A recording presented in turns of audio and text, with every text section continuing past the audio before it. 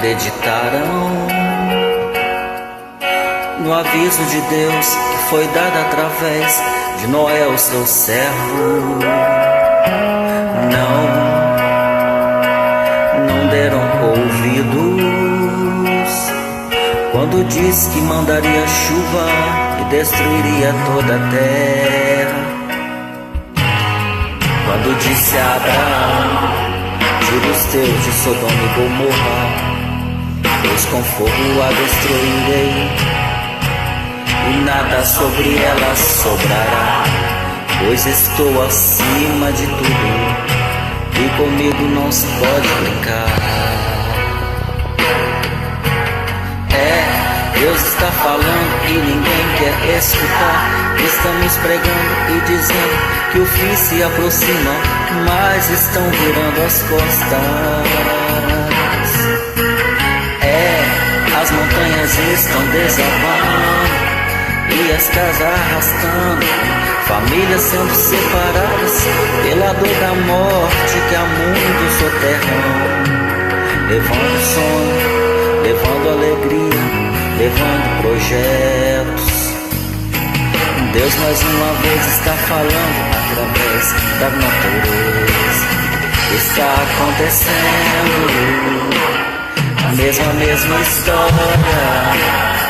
Os rios se transbordam, as ruas se alagam, as vidas vão embora, e a natureza geme, então ela reage, causando destruição, morte.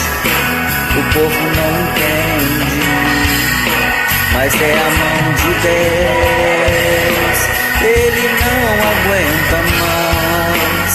O pecado do homem está cheirando mal a narina de Deus. Oh, aleluia! Glória a Deus.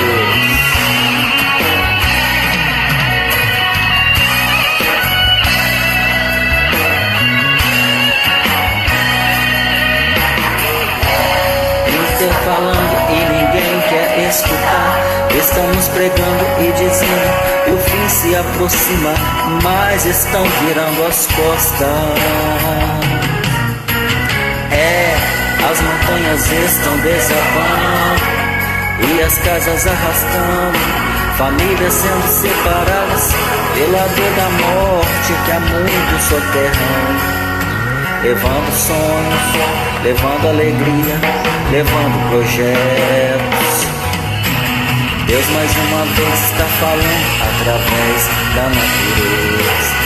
Está acontecendo quase a mesma história. Os rios se transbordam, as ruas se alagam, as vidas vão embora, e a natureza geme, então ela reage, causando destruição, morte.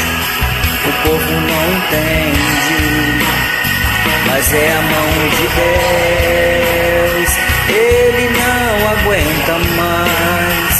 O pecado do homem está cheirando mal a narina de Deus. O pecado do homem está cheirando mal a narina de Deus. Oh, aleluia, glória.